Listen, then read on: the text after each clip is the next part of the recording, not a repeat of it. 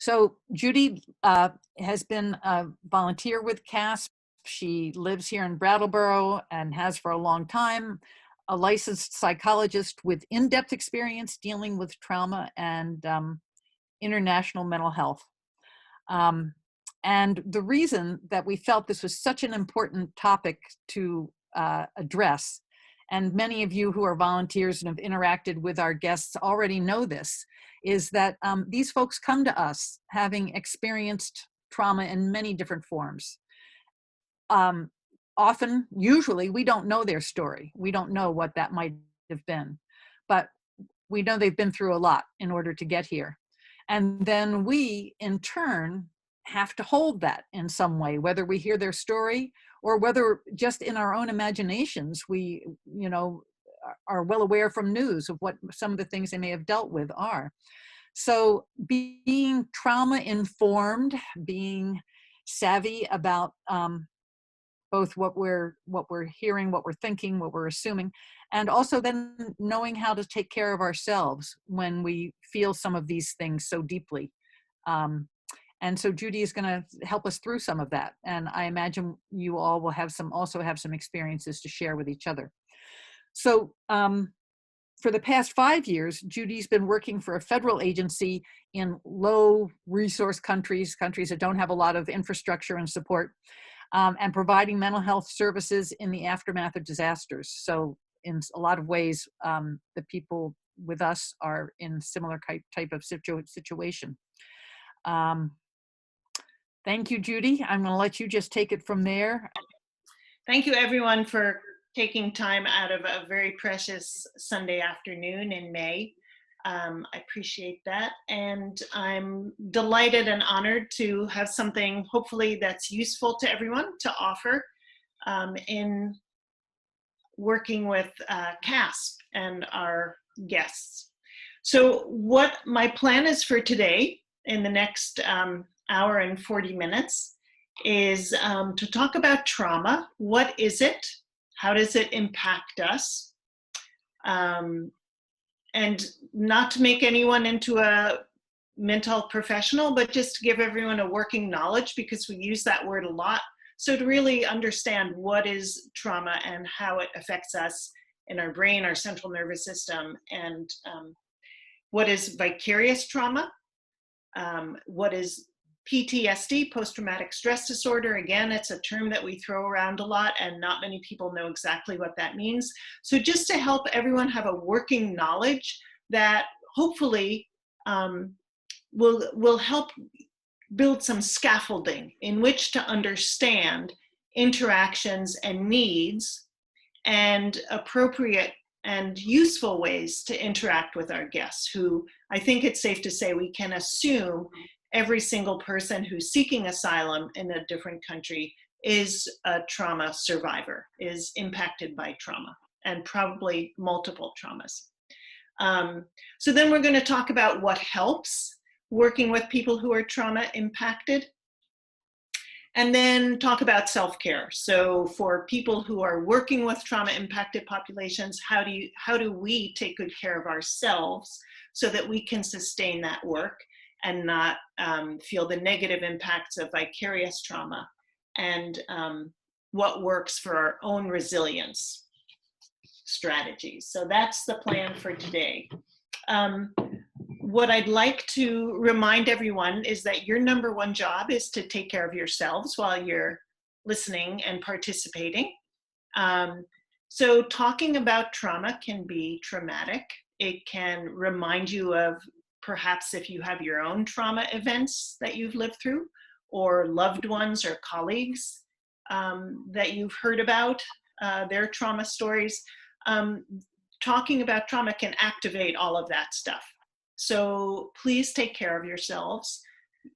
If you need to take a break, if you need to go get some air or get a cup of tea or a chocolate chip cookie, whatever it might be, please take care of yourselves and notice, again, if you're starting to feel activated in a way that's not comfortable for you, that your job is to take care of yourself. I'm going to ask at points throughout the talk for any comments, feedback, questions. And I'm delighted to hear from people. Certainly, there's lots of expertise among this group, not just mine. So I invite everybody's expertise and your thoughts, whether they're in agreement or not agreement, all welcome. But if you have a question at another time, please unmute yourself and jump in. That's totally fine. And if I'm going to cover it in a few minutes, I'll just ask you to put it on hold. But otherwise, if it seems like it'll be useful for everyone to discuss it, then great, that's welcome. Again, we'll all put our heads together and hopefully benefit from all of our expertise and experience. How's that sound? You can give me a thumbs up, thumbs down. Sound good? Okay. All right, so why do we care about trauma? I'm going to jump right in here. Here is a partial list of the kinds of problems that are potentially trauma related that we may see when we're working with people who are trauma impacted. I'm going to just read a list here. Disruptive behaviors, poor tolerance of frustration, depression, anxiety, difficulty concentrating, a lack of focus. Some of us may have felt this recently, right? With our isolating and spending a lot of time on computers and not knowing what's happening in our beautiful planet. Loss of interest in activities or goals, that kind of don't care attitude, that whatever kind of attitude. Stress, relationship issues, anger, angry outbursts, fighting, work problems or school problems, substance abuse, high-risk activity, including maybe sexual promiscuity, drug, alcohol use in a dangerous way, and of course, self-harm and suicidal behavior. So it's not to say that trauma is the cause or the only reason for all of these, but trauma is a stressor that will find a person's weak spot and make it worse. It's kind of a powerful stressor on what's already there, and it will make pre-existing problems worse. So it's often the driving force behind problems. So what is trauma? Here's my definition. Everyone has a different definition. This is the one I like to use. Our brain's normal job is to process information. So trauma is an event or a series of events that overwhelms our brain's ability to process information. So because it overwhelms our brain's ability, and obviously each person, even though we have the same brain components, everyone has a different brain.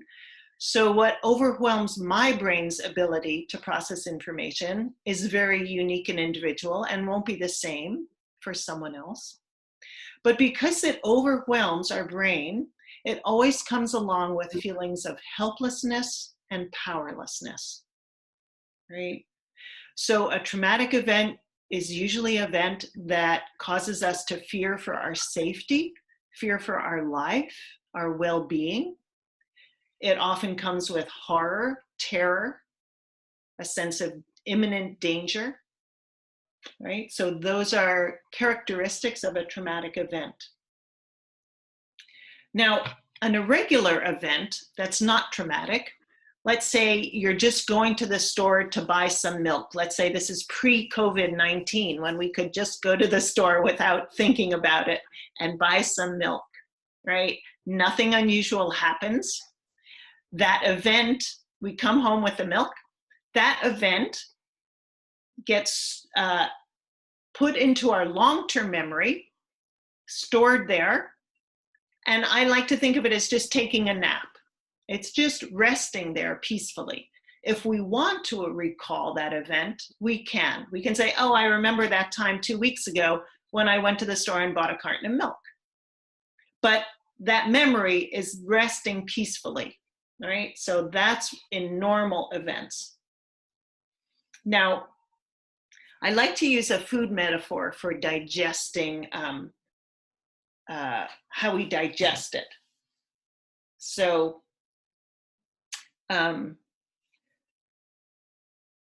when something a little stressful happens, let's say this stressful, maybe we got lost driving to our friend's house and we were late for an engagement, right? It was this stressful. It wasn't horrifying, but it caused some stress. It might take us a little bit of a digesting to work through that stress. Maybe it takes a few bites to process it based on the higher level of stress. When something bigger happens, I'm going to spread my hands past my Zoom screen, this much stress, let's say our dog dies, right? Something bigger. We will still digest it little by little, taking little bites at a time, but we can't digest it all at once, perhaps, because it's too big, too much. So we take a few bites and we digest it little by little so that the part that hurts us gets smaller. And eventually, as we digest it, it gets processed, it gets integrated, and it becomes part of us, part of our nutrition, you could say. And we eventually find some meaning from it usually, and we grow from it. Again, then it goes into our long-term memory. And it's part of our past, right?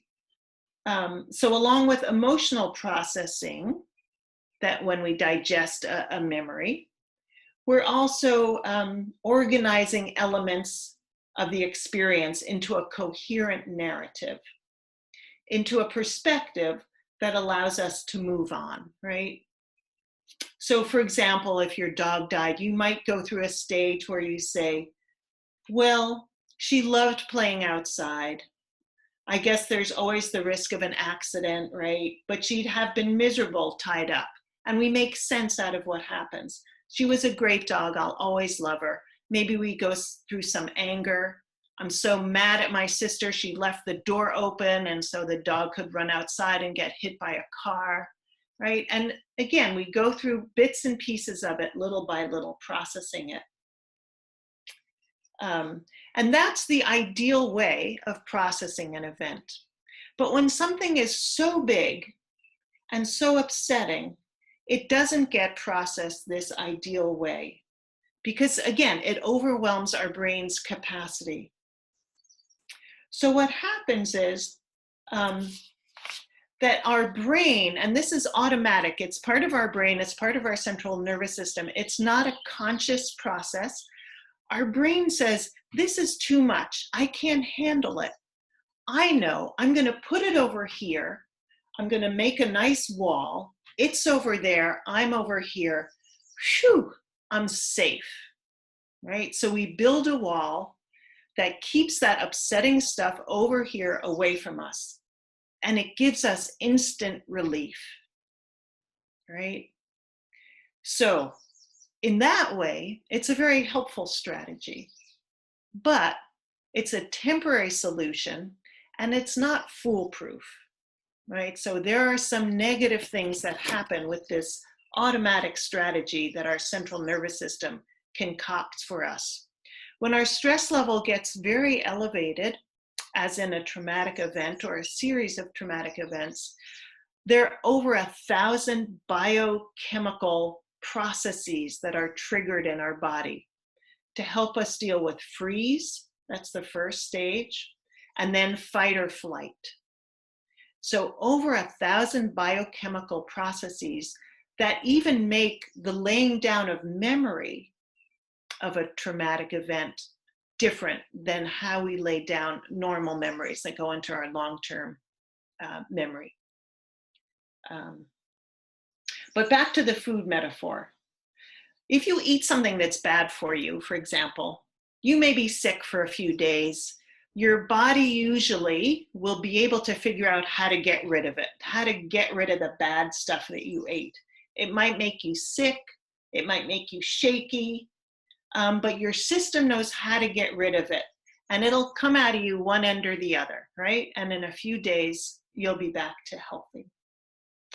But with an upsetting experience, we can't reject it and we can't flush it down the toilet, unfortunately. The only way out of it is to go through it, through the memory processing system, and get it into long-term memory where it's fully digested and fully processed. So even though behind the wall provides some relief, it has its problems. Now, the first problem of this putting things behind the wall is that stuff behind the wall stays fresh. It never loses its power or its impact. So for example, it doesn't lose that power impact until it gets digested. So for example, you might ask someone, and I don't recommend you doing this, but if, for example, I was in therapy with someone who had a trauma history from, let's say, way back in the Vietnam War, right? A long time ago, decades ago. And if they start telling me some of the traumatic events, we will hear things like, it's so vivid, it's as if it happened yesterday, right? Or they'll say, I'm there, even though it may have happened 40, 50 years ago. So that stuff behind the wall stays fresh and it doesn't lose its power. So the other thing with something behind the wall is it doesn't get to interact with what we already know, with our psychological resources that we already have. And so that other parts of us can't influence that stuff. So that's when you might hear, for example, a rape victim who will say, I know in my head I didn't do anything wrong, but I can't help but feel ashamed and dirty. So that head and heart can't get together, right? Because it's behind the wall and it's walled off from our other resources that help us make sense out of events, right? So in other words, that healthy part of us that knows better can't manage to influence the powerful beliefs and the powerful feelings that are shielded with the event behind the wall.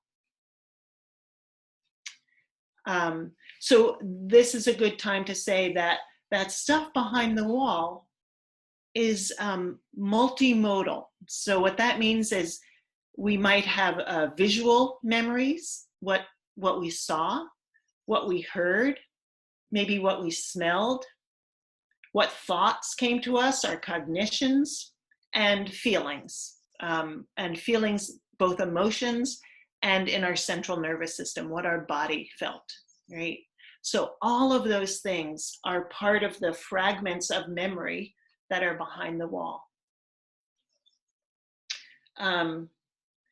And one really important characteristic of stuff that's behind the wall is that we're always, as human beings, we're always striving for health and wholeness.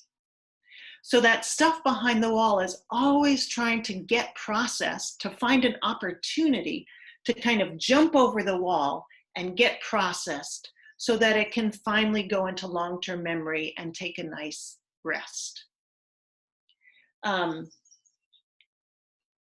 So that if we see any opportunity, any chance to process this information, we get what's called a Me Too moment. This stuff behind the wall gets activated by anything out there in our daily life that might remind us of it. Now, we call those things triggers, right?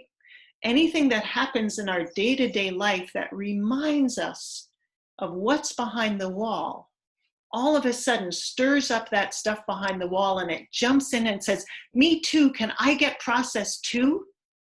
And so now we have that that kind of Me Too reaction where something happened in the moment that's maybe like this, but the person reacts really big, a big reaction, because all this old stuff now just jumped in an effort, again, an effort towards health and wholeness, but you get this big reaction. Now, if you don't know that someone was just triggered, this big reaction looks crazy, right? It looks weird, like, why is this person freaking out? Now, sometimes we may know what our triggers are, right? For someone, again, who was raped by someone with a black beard and a big mustache, they may know that anytime they walk down the street and see someone with a big black beard and a mustache, they're going to get that reminder, and it's going to cause them some stress, right? Because all of a sudden that old stuff behind the wall is going to now be activated. But we don't always know what all our triggers are, right? It could be you end up in a crowded elevator and someone is wearing the cologne or the perfume of the person who attacked you. And you start having a panic attack. Why? Maybe you're not even aware of it, right? So triggers can happen with known and unknown starters, right? So the last thing I want to say, and then I'll ask for questions or comments, is I think of these triggers as time travel. Again, something happens in the present moment, and all of a sudden, it's reminded us somehow, it's thematically related. Again, it could be a sound, it could be a smell, it could be a body sensation, it could be a thought or a feeling. Any of those things can remind us of that old stuff that's behind the wall. And we get this, all of a sudden, we're no longer in that present moment. You're no longer in an elevator safe. You are now back, time travel back to that really, really scary, upsetting event, right? So I think of triggers or being activated for people who have trauma histories as that time travel, something that was somehow related that caused you to travel back. So let's just take a pause there. And if anyone has questions or comments or additions, I'm delighted to hear. So remember to unmute yourself and hop right in. Yes, I have a question. Hey, Karen. It's Karen. I'm thinking, I'm teaching English to a person, one of our guests. And, I've done this before, but this is now Zoom. So I don't have the, it's anyway, WhatsApp, but it's a video piece. One of the challenges I face is that I have, let's see, when I'm face to face with someone, I can feel the energetics. Are you with me? And so now not having that, I don't know how, if there's any, methodology that you've used when you've done this with other people, but that's, to be able to sense, what someone's doing. So that's my question, really. Great question.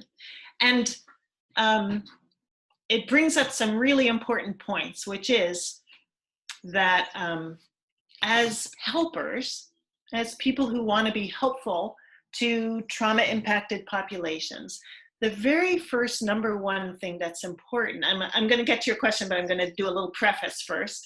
The number one thing that's most important is for us to make sure that we are calm and that we are regulated in our own central nervous system. Because people who have trouble regulating their own calm and their own anxiety will borrow our calm And that will help them regulate themselves. You already know this if you're a teacher, if you're a parent, if you're an aunt or an uncle, right? If you're around people who are agitated and upset and you start getting agitated and upset, it makes everything worse, right? Very simple. Even around a dog or a horse, right? All mammals. We have this thing, it's called neuroception, where our central nervous systems actually communicate with each other before it even registers in our brain. So the number one thing is always to make sure you practice being calm, knowing how to calm yourself down if you notice your stress level is going up. And that will be the number one thing most important for interacting with someone else who has a hard time regulating their own nervous system. The other part that I think is really important is for working with people who are trauma survivors. I like to think of this as an empowerment model. To be trauma informed means that we take a very empowerment model approach. And what that means is, remember I said trauma, because it always overwhelms us, comes along with feelings of helplessness and powerlessness. So we're always trying to help people get back to a sense of feeling their own control over their lives, their own agency over their own lives, their own sense of choice and alternatives that they're in control of. So I like to teach people, and you can do this with Zoom, even if you don't have that, face-to-face sense of how someone is doing, you can teach someone this easy scale, a 0 to 10. And you're going to ask them, it's almost like asking them to take their own temperature of where they are in their stress level. So 0 is calm or neutral, and 10 is as upset as you can imagine being, right? As bad as you can imagine being. So you may have a sense that you've just hit on a topic maybe that's upsetting to someone. Ask them to check in, teach them this 0 to 10 and say, where are you right now? Just take a moment. You can close your eyes if you want. If you're not comfortable, do it with your eyes open and just let them sift their awareness through their body, through their brain. Where are you, 0 to 10? What number would you give it? So again, empowering them to really tune into their own stress level. If it's a 0 or 1, great, you're in good shape. If it starts getting up to 3, 4, 5, it makes it hard to think, right? Our logical cerebral cortex part of our brain doesn't work very well when our stress level gets high, right? So you say, let's take a moment and just do some deep breathing together. Let's take a moment, look out the window, tell me what you see. Do you see any trees out there? Mm-hmm. What do you see on the wall? Anything that will help someone ground themselves into the present moment in their body. Again, remember, trauma is going to take them on a time travel trip. So anything that helps them ground themselves back to the present moment and in their central nervous system, in their body, is very calming. So you can just ask them to put their hand on their heart. Let's do some deep breathing together. You don't have to be a therapist. You don't have to be a neuroscientist. Let's count to 10. Do you need to walk around? Ask them, do you need to take a break? Is it so if it's up at a 7, 8, or 9, maybe you need to take a break. So again, empowering, what would be useful to you right now? Mm-hmm. That's great. Thank you, thank you, thank you. Judy, hi, this is Edie. I found, and it was more acute when my guest was staying with me, and I'm less in touch, but I'm sure this continues, that they look for triggers. It's not just that a trigger comes. They are online constantly back in Honduras, and they want to tell me all the time about all of the rapes and murders and horrible things that have happened, and they want to go on and on and on and on. And to me, it's sort of self-triggering, and I just wanted you to comment on that. I mean, I've reacted in certain ways, but it's more just the phenomenon of, it's not just waiting for a trigger, it's that somehow that box in there needs to get out, and so it's just going to do it, I guess. So I would, that sounds like a tough situation, Edie, for you and for the folks who are continually getting activated. I would do just a little bit of maybe a little information drop that healing, that trauma is more, you know, the more times we feel overwhelmed, the more times we feel helpless and powerless, that's more trauma. That's not helpful. Nobody needs more trauma. It just doesn't help, right? What we need is healing. So I would, again, ask people to check in. Is this helpful? When you are constantly, you know, looking at this news or getting this information, does that help you lower your stress level, or does it help your stress level go up? Because when our stress level goes up, that's not healing. That's not recovering, right? That's more trauma. Nobody needs more trauma. Now, there is a compelling part of it, right? Who knows what might be going on? Maybe a sense of survivor's guilt. I'm here safe, but other loved ones are still in it, in the middle of it. I feel bad about that, right? I care about them. Who knows? Maybe it's a sense that, you know, I'm never going to be safe, because even here in Vermont, I still see all this bad stuff happening, and it still makes me feel not safe. So I don't know the why that's going on, but I would just stick with the real basics, like very simple. Does this help you feel better or help you feel worse? If it helps you feel worse, what can you do about it? What are some choices you have? Maybe just looking at that stuff for, you know, half an hour a day would be okay. Try it and see, right? Maybe not looking at that stuff before bedtime in the evening. So again, you know, none of us are in a position to be this person's trauma therapist, but you do want to help with containment, because that's a really important, again, trauma-informed approach. We don't know what's in that Pandora's box of their trauma history. And we don't even want to get them to look in that Pandora's box until we know that they have really good set of brakes.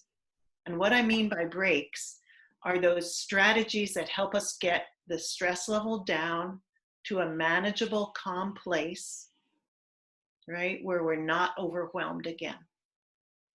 Because when people get upset and all the old memories come up, if we don't have strategies for containing it or slowing it down that are constructive strategies, like deep breathing, like going for a run, like prayer, right? Yoga, dancing, gardening, it doesn't matter what it is, knitting, crocheting, vacuuming, cooking, any of those things that help us calm down.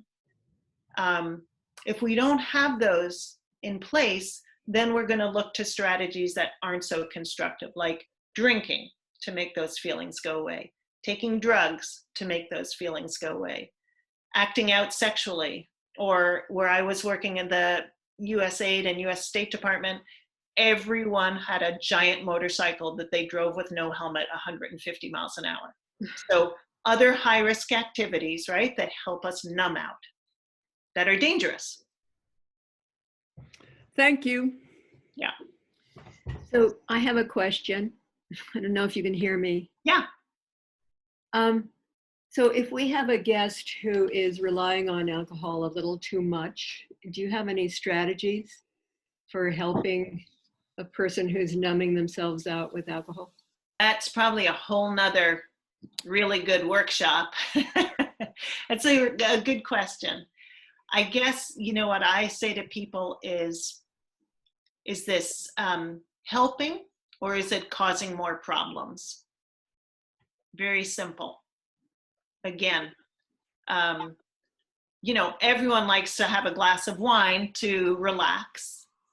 Yeah. But if your drinking is causing problems in your work, in your relationship, with loved ones or family, or with your host family, or anything that's kind of causing you problems, then maybe it's not the best solution. And connected to that, it sounds like you have a number of stress reducing techniques that you might be able to help us to know. It seems like, for instance, having a talk about alcohol and what it's doing, you would want to get somebody in a very calm place to have that conversation at all. So it might be, Judy, that in a future workshop we might explore a number of techniques for just calming people down. Yeah, we can practice some of those before we end, because we're going to talk about what helps all of you when you're working with folks or hosting people who may be getting activated and maybe activating you. Like some of us have trauma histories, of course, right?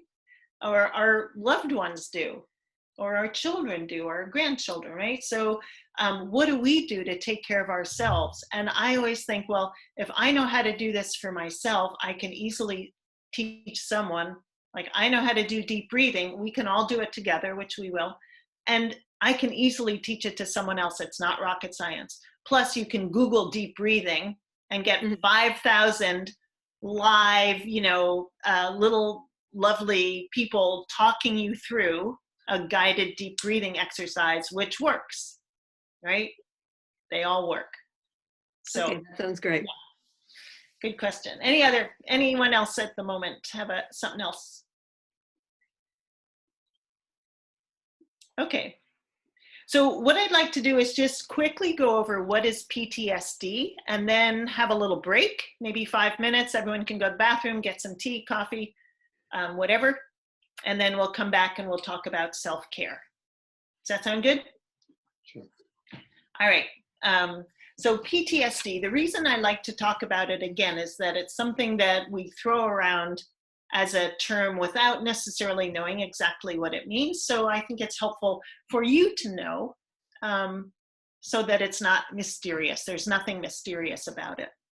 I think of humans as very logical, and our reactions to trauma are very logical if you understand that there's been trauma. Again, if you see someone who's activated and you don't know that this is what's happened, it could look kind of weird and maybe even crazy, right? But once we know the puzzle pieces, then it makes sense and it's very logical. So trauma symptoms tend to show up not immediately, but often months after a traumatic event. And there are lots of different symptoms that can show up. Most people, well, 50% of people, this is research done in the United States. I don't know about research that's done in other countries, but in the United States, about 50% of people who have reported a major traumatic event will just get better on their own with whatever strengths and resources they have available to them in their lives. So that's half of us. We'll just, from our own level of health and resilience, we'll figure out a way to get back to what was our previous baseline normal before the traumatic event. And about 50% will start seeing some symptoms that will lead them to maybe feel like I could use some help to get through this. But again, there could be lots of ways that trauma will show up if it's going to be a problem. People get depressed. People get panic attacks. People get agoraphobia, which means they're just afraid to leave home.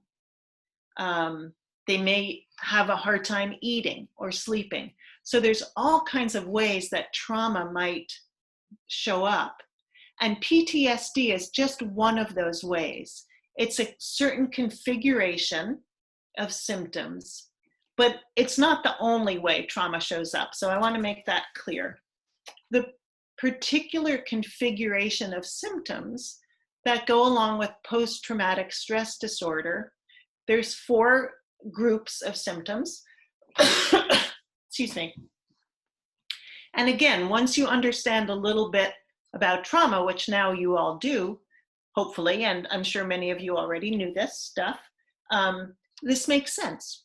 So the number one category of symptoms with PTSD is called intrusive thoughts.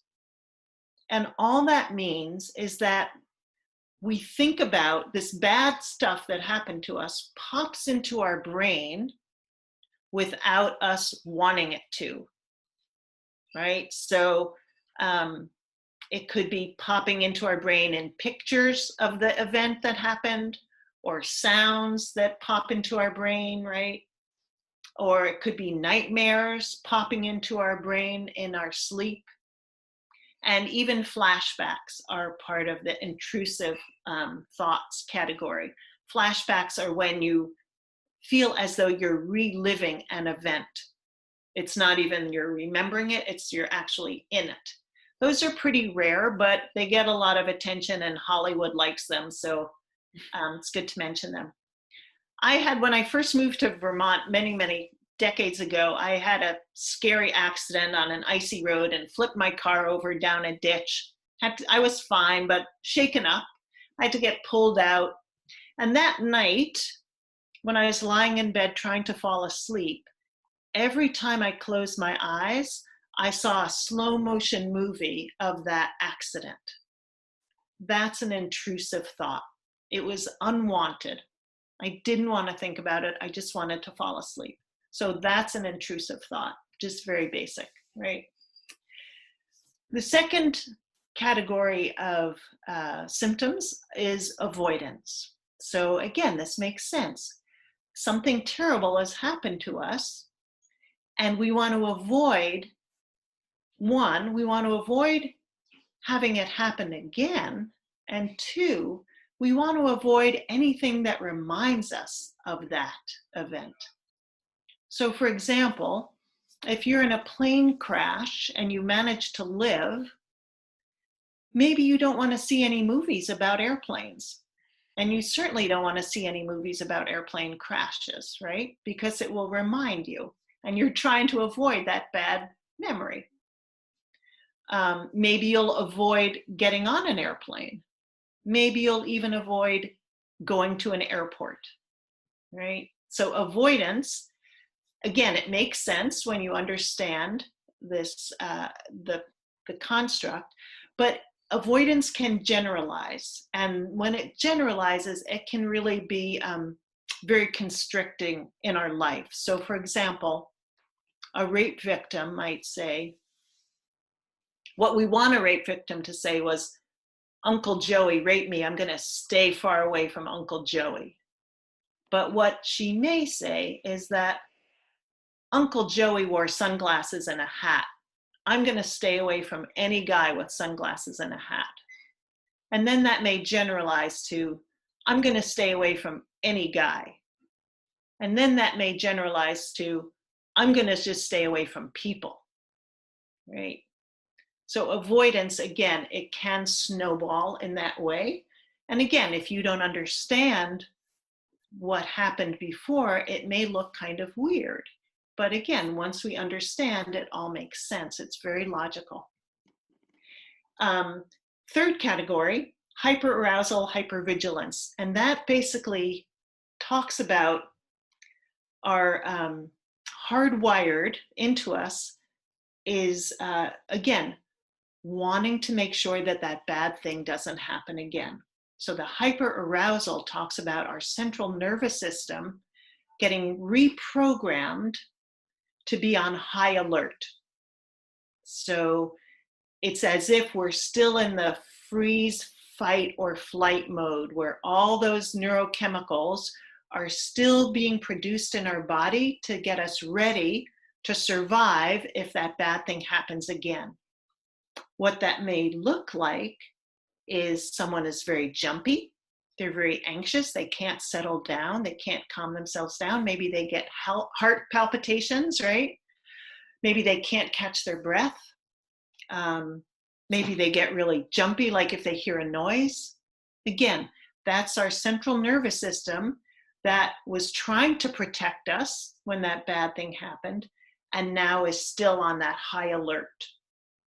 And the hypervigilance is just kind of that high alert, but it's more with our brain. So we're always looking around, trying to scan the environment to make sure that we're going to be able to see any danger before it happens to us.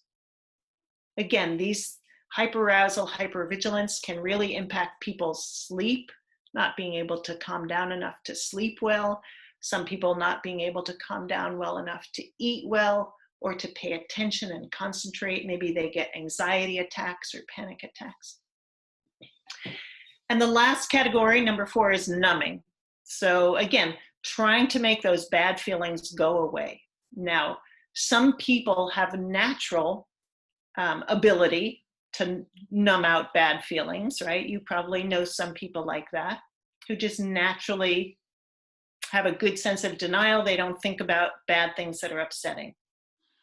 If you're not one of those people, you may find yourself, again, going towards some external source of numbing out those bad feelings if you can't make them go away yourself. Again, that could be alcohol, too much alcohol, too many drugs, sexually acting out, other high-risk behaviors, cutting yourself.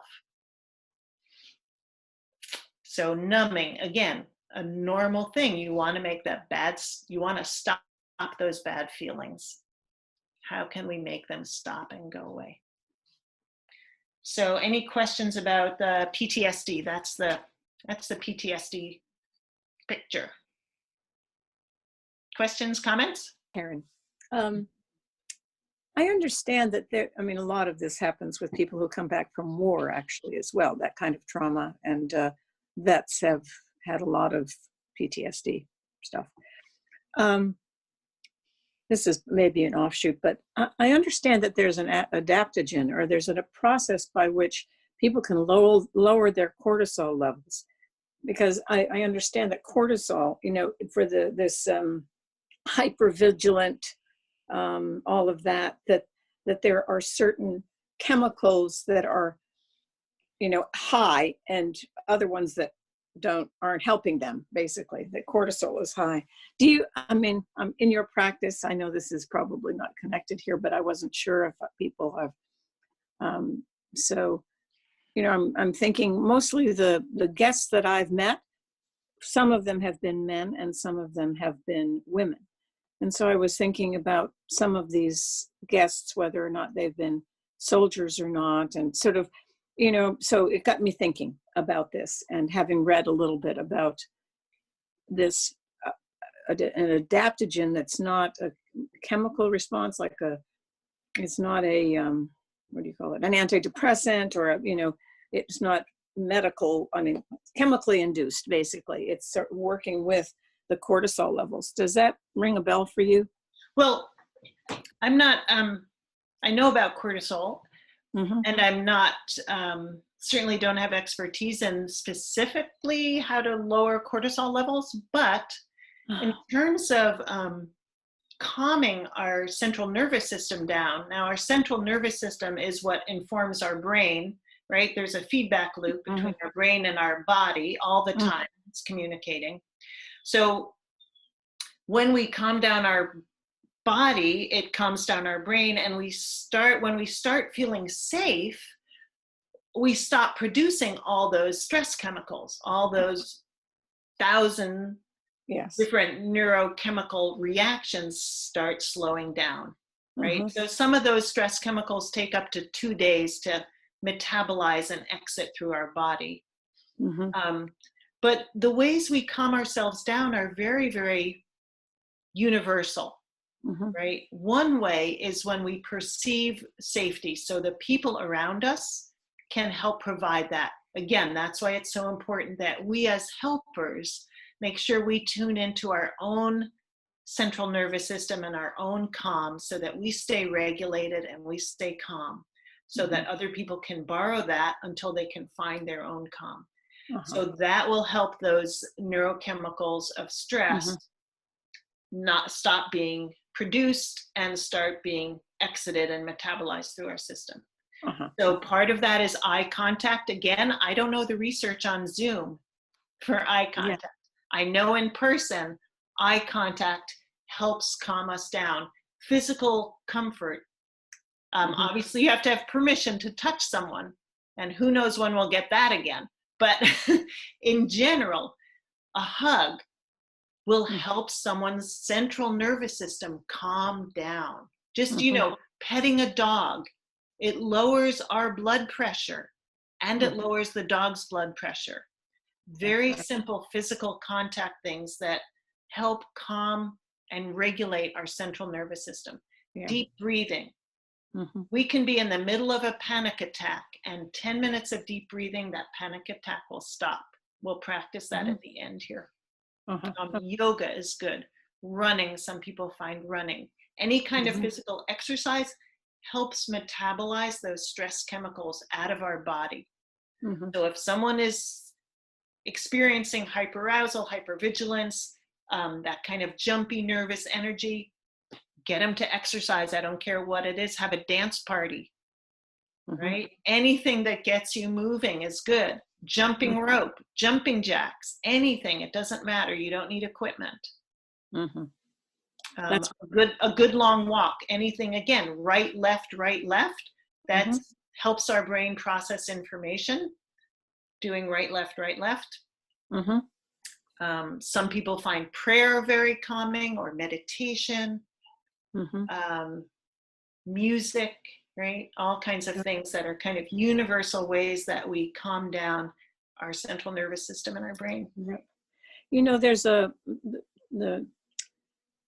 Center for Contemplative Practices in Northampton has a free tree of contemplative practices image that you can get on their web. And I was just thinking about this just as you were mentioning this, and maybe that would be helpful.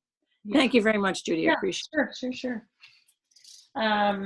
Even just a visualization, I always ask people, can you visualize a place? Can you picture a place where you feel safe and you feel calm?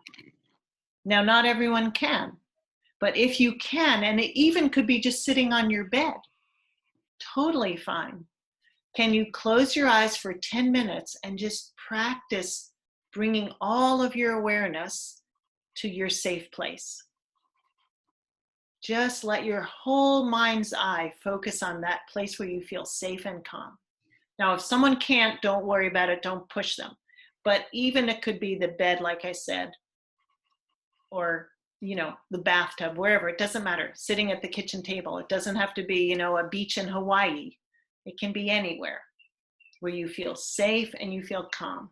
And just 5 minutes of visualizing that will help us calm down, which is really interesting because Edie, you talked about, watching the news and watching the really negative stuff will help activate us.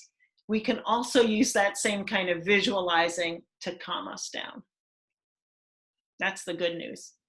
Yeah, the question is, how do we help someone when we don't even know that person's past experience? We don't have to know the past experience at all. Absolutely not. We don't need to know any details.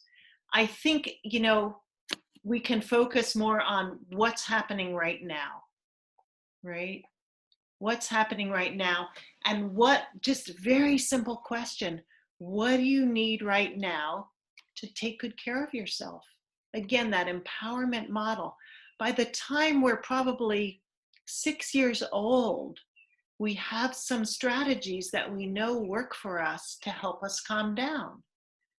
Maybe it's sucking our thumb, right? But whatever, we already know how to calm ourselves down. So I just, again, in the empowerment model of being trauma informed, you don't want them to tell you all the details and open that Pandora's box. You don't know if they'll be able to get everything back in there and be safe. So just simply asking, what do you need right now to help you calm down and help you feel safe right now in this very moment? What would it be? So that's what I would do. Question I see, Judy? I'm getting confused about trying to make people, not be agitated. And it seems a little bit like encouraging them to put their thing behind the wall. So that's confusing to me. Good thing. Very good point. Thanks for bringing that up. We don't want to put it behind the wall. but we don't want the talking about it or the processing it to be overwhelming, right? So once you start getting overwhelmed, that's not helpful. That's more trauma. So if you can talk about a little bit, but again, I'm a trauma therapist and I only do this with clients after I know they have rock solid strategies for calming themselves so that they're not going to leave my office and go hurt themselves or kill themselves. So it's really a matter of, it's a little counterintuitive, and I appreciate your bringing it up. It's really saying, this is really important stuff, but getting overwhelmed again, that's more trauma. That's not helpful. That just feels bad. And it doesn't help us take a little bite out of it and digest it so it can go in long-term memory. Now, that's how we wanted in a trauma-informed approach. That's what we want, is to people take a little manageable size, bite-sized piece of the trauma, process it through, and then that can go into long-term memory. But do you know if the person can just take a little piece, or will it open up the whole thing and all of a sudden they're overwhelmed for a week, for days? We don't know. So even that, I think, is a trauma-informed approach, is saying, if this is overwhelming or if this is getting so upsetting, let's stop right now, right? It's scary to feel like if I start crying, I'm never going to stop. That's not helpful, right? That's like, that's more trauma. So think about containment and think about the brakes in a car. You got someone at the top of a big fat trauma mountain. You don't want to ask them to get in the car and go down that mountain unless you know they have rock solid brakes, right? So they don't crash and burn. So it is a little counterintuitive to the olden days where we thought, oh, just tell me, just feel the feelings, just let it out, right? That's what we used to think. And that's not useful. That's not productive when we're talking about trauma. Yeah, but thank you for bringing that up. I appreciate that. That's a good point. Judy, can I add a point or add a question? I don't know if it's a question or a comment. This is something, so I'm transitioning from a career as a college professor to working with CASP this June. And it's something that I have dealt with many, many times with students, many of whom have, past experiences of trauma, especially sexual violence. And I find that one of the things that helped me the best was to look at myself and consider power in this case, like who has the power over this story. And often I would find that a student would start telling me something and I would become curious and I would feel myself trying to push them to tell the story because I felt that if I owned the story, it would help somehow. And the best thing that ever happened was that I was able to acknowledge that in myself, that I was trying to own their story, and step back and say, I don't need you to tell me anything at all. You can tell me what you want to, when you want to, but it's not my right to have the information, right? And then we're talking about the process of processing trauma rather than the trauma itself, which is their story and their business, right? Right. Yeah, I just, because I'm not a mental health professional, I found that was helpful to look at my own motivation in the conversation. Right. And I think, that also brings up, it's a good feeling to feel like you're being helpful. We all like to feel like we're helpful or we wouldn't be here on this call, right? That's part of what's compelling about working with people who've been through some terrible things in life, is that we hope that we can offer something that's helpful. And so sometimes it's a little seductive, like you said, Kate, tell me your story. I want to offer you comfort. That may be more for us than it is for them. And, I have worked with people as a trauma therapist without knowing what was inside that Pandora's box. If people felt too ashamed or too upset to share, they can still do the work. It's important to not let your needs get ahead of what the other person's needs are. Susan wrote, one of the things that re-traumatizes people is the requirement to revisit their past traumatic experience in writing their asylum statements. So again, if you are with that person when that has to happen, you can help them do it in little bits and pieces, right? Take a manageable bite-sized piece, and then let's go for a walk, or then let's eat some chocolate chip cookies, or then let's, watch cat videos, right? Something that helps you re-regulate. And then when you're ready, we'll do another manageable bite-sized piece, right? So again, even if you have to tell the whole story, do it in a way that's trauma sensitive, right? You be in charge. If you want to write the whole thing at once, if you feel like that's best for you, okay, great. You do what you think is best. If you want to do it in bits and pieces so that it doesn't become overwhelming, what do you think will work best for you? So the first thing I want to just kind of frame the context for our own self-care is talking about VT. And I don't mean the abbreviation for Vermont, I mean vicarious trauma. So has anyone heard the expression vicarious trauma? It basically refers to the fact that human beings are herd animals, and that we, just like I was talking about neuroception, we pick up on the experiences of those people around us, whether positive experience, negative experience, calming experience, destabilizing experience.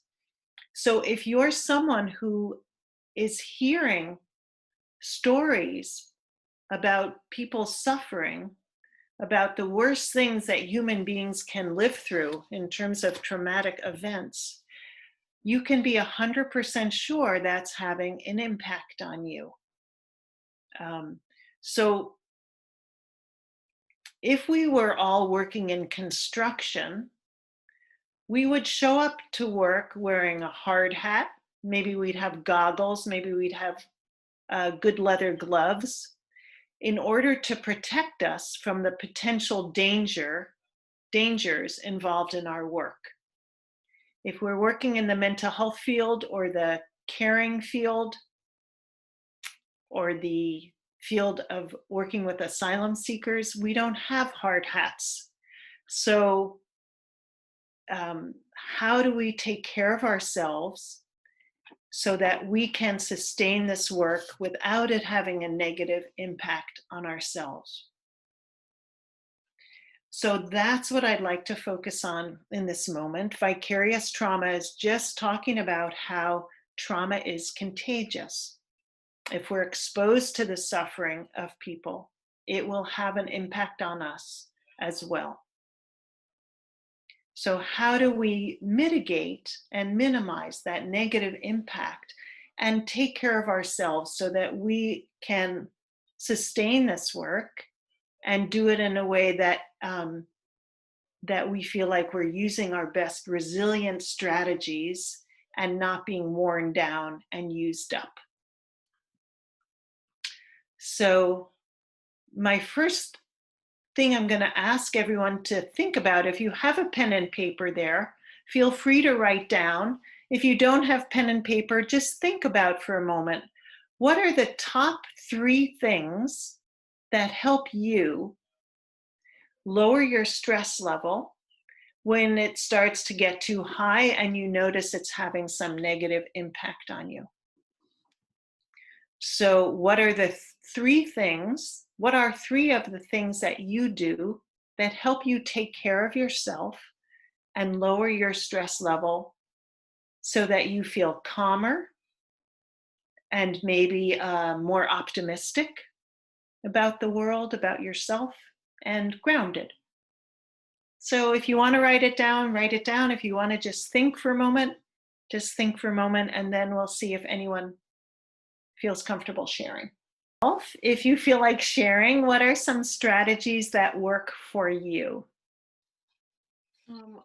I like to take a walk, or to do focusing, or to listen to music. Great. I also like to listen to music and walk, although sometimes just swimming laps, I can get into a groove and just, it's almost like meditating. Absolutely. So again, some of these things are universal. It doesn't matter where in the world we live, what country, what language, what religion. They're just human universals. And one of those is exercise. And again, part of it is because as mammals, we're hardwired to move. We're actually hardwired to walk 12 miles a day. That's what we're built for. And in moving, it helps metabolize those stress chemicals that get produced when our stress level goes up high. So again, any exercise, it doesn't matter what it is, as long as it's something you enjoy doing so that you'll actually do it. That's great. Awesome. Music is another universal, right? We use music as part of celebrations all across the world, both happy celebrations and celebrations of sadness or grief, right? Almost every culture has music to mark the passage of, different rituals, and also to get together as a way of connecting with each other. What else works for people? Sometimes I find it relevant to remember times just after a very stressful situation that I may have gotten out of, and the feeling of having escaped that situation is very nice, remembering it. Great. So kind of, it sounds like maybe, if I'm understanding correctly, getting a little perspective and remembering that you have survived other difficult situations and how good it feels when you've gotten to the other side. So just really getting a little bit of altitude so you get that perspective. Is that right? Is that what you're saying? Yeah, exactly. Beautiful. And Good, good. Who else? Anyone else want to share? Sitting on the deck and listening to the wind in the trees and the birds. Right. Yeah, sometimes I can remember that that something that triggers me is just a trigger and is not actually something bad happening in the moment, or something that's upsetting someone else is a trigger and is not there. It's not about who they really are. It's about a bad thing that happened to them in the past. So it's no longer has its power to be upsetting to me. Right. Nobody else has said that. Yeah, and also physical closeness is often comforting. Exactly. Again, another universal, the physical contact, as well as that, when we are able to use our brain to remember not to always take everything personally, that's helpful. Giving us a little perspective. On the order of what someone says, and I can't quite remember, but there are certain authors that I love to read that that really restore me. Pema Chodron, Tara Brach, John Kabat-Zinn, just a lot of wonderful Rilke, people that I find very nourishing, and or Al-Anon literature, lots of things that are helpful to me when I'm feeling discouraged. Great. Reading. Beautiful. Judy, did you have something you want to say? In addition to physical closeness with another person, I was taught by a therapist in a situation where I was feeling traumatized, that you can comfort yourself by putting your hand here, like having a baby's head against you, that there's something about this particular touching of yourself that's comforting. And so I found that to be true. Beautiful. Yeah, very nice. Bringing some compassion to ourselves, and not only in our mind, but also just physically. We can touch our heart, or one hand on our heart and one hand on our belly is also very calming. Anyone else? All right. So how about if we practice by way of kind of winding this down? Would people like to try a little deep breathing exercise together? Give me a thumbs up or thumbs down. Okay, so again, not to turn anyone into a mental health therapist, but it's very helpful for your own self when you feel like you're starting to get activated. And if you're around anyone else who's getting activated, it's helpful to say, let's just do this together for a few minutes. And we'll all feel better. It makes everyone feel better. It works really great with kids also, because kids, their central nervous system gets so activated and it's really hard for them to calm themselves down sometimes. Like, you know, if kids are having a pillow fight or a tickle fight, and then we say, okay, now go to bed, they're all like completely jangled up, right? So they don't have the resources to calm themselves as quickly as adults. So this is a great thing to teach to any age. And the nice thing is, again, that we all have central nervous systems that have the same parts, and it just works across the universal human beings. So what I'll do is I'll talk you through, and again, you can Google breathing exercise or deep breathing and find 5 million deep breathing exercise. They all probably work. So it's just a matter of finding one that you like and that feels like a good fit to you. I'll talk you through this for a few minutes. And yeah, so let's do this together. So if you're comfortable, I put one hand on your heart, on your chest, and the other hand put on your lower belly. And the lower belly is where we want to do our deep breathing, because that's where we get the relaxing message to our central nervous system that we're safe and that we don't need to be producing any more stress chemicals and that everything is okay. So you can imagine a balloon inside your belly, and when you inhale, you're filling up that balloon with air and inflating it. And when you exhale, you're letting that air out of your belly. So I'm going to count to 3 for an inhale, 3 to hold your breath, and then 4 for an exhale. And we usually do the exhale a little bit longer because that's the calming part of the breath, is the exhale part. Now, if my counting messes you up or it doesn't feel like a good fit for you, just completely ignore it and do whatever works best for you in terms of nice, slow, deep breathing. That's all that matters. So if you're comfortable, close your eyes gently. Let yourself relax and take a nice deep breath in, 2, 3, hold, 2, 3, and breathe out, 2, 3, 4. Breathe in, 2, 3, hold, 2, 3, release, 2, 3, 4. Breathe in, 2, 3, hold, 2, 3, breathe out, 2, 3, 4. Breathe in, 2, 3, hold, 2, 3, release, 2, 3, 4. And this time, when I ask you to hold your breath, let your awareness gently float through your body, starting at the top of your head, going all through your neck and shoulders, your chest and torso, your hips, your legs, all the way down out your feet.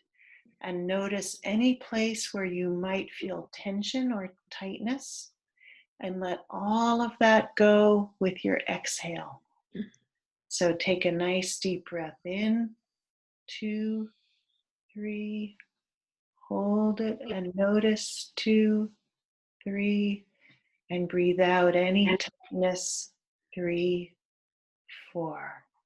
Breathe in, 2, 3, hold it, 2, 3, release any tension, 3, 4. Breathe in, 2, 3, hold, 2, 3, and breathe out, 2, 3, 4. And last time, breathe in, 2, 3, hold, 2, 3, and release, 2, 3, 4. And then when you're ready, you can slowly open your eyes, return your attention to where you're sitting. Look around the room a little bit. See what you see.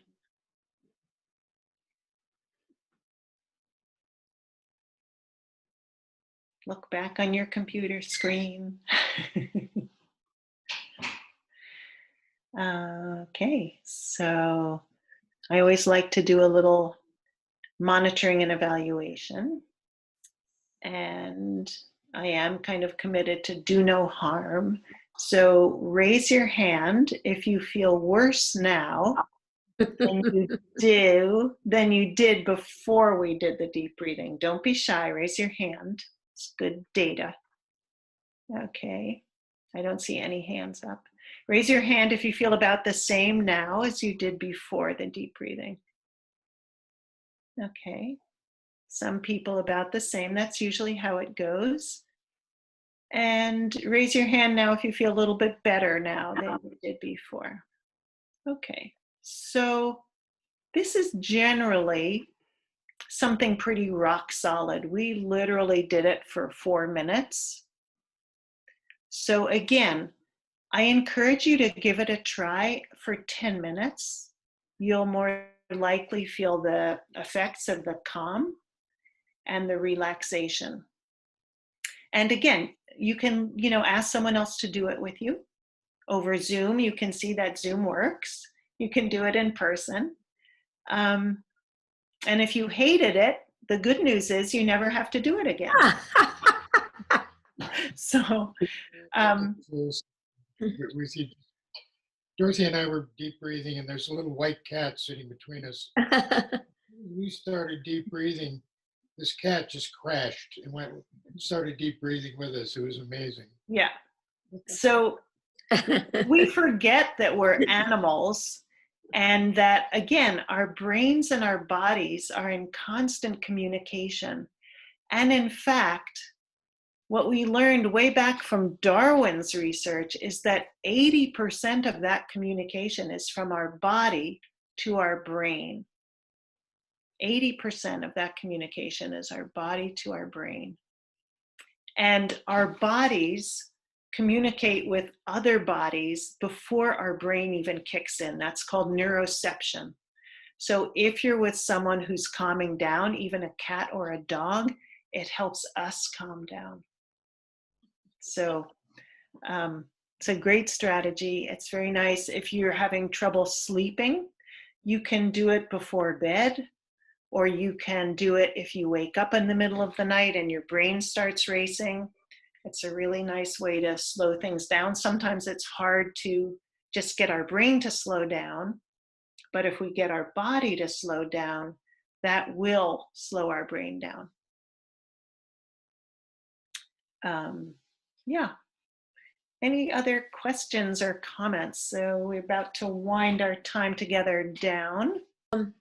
When you exhale, do you do it with your mouth closed? Do you do it through your nose? Do you do it slightly with your mouth open? It really doesn't matter as long as you're doing it slowly and gently. Mm-hmm. So I just say whatever is most comfortable. Mm-hmm. If you're doing like a that's not slow and calming, but a slow, gentle exhale, it doesn't matter, mouth or nose. So whatever is most comfortable, yeah.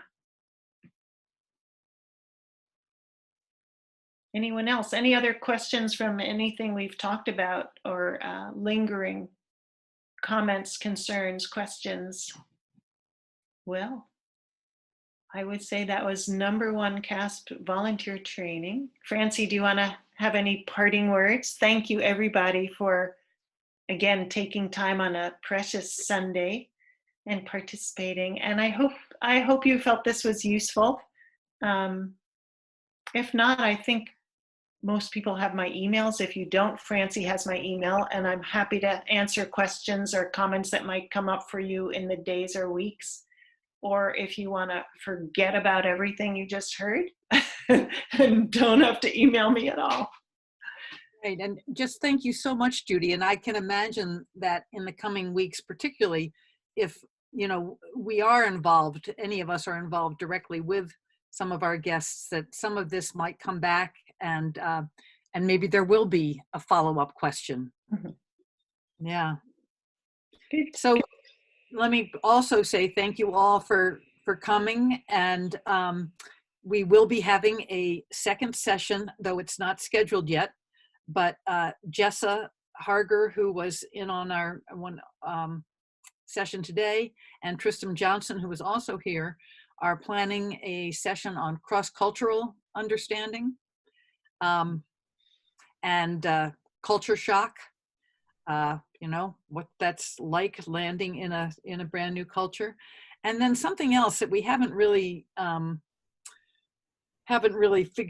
fleshed out yet. And it's as new guests come, wanting to do a better job of providing a support group for them, of hopefully other guests who are already here, but to be able to begin to talk about some of these things.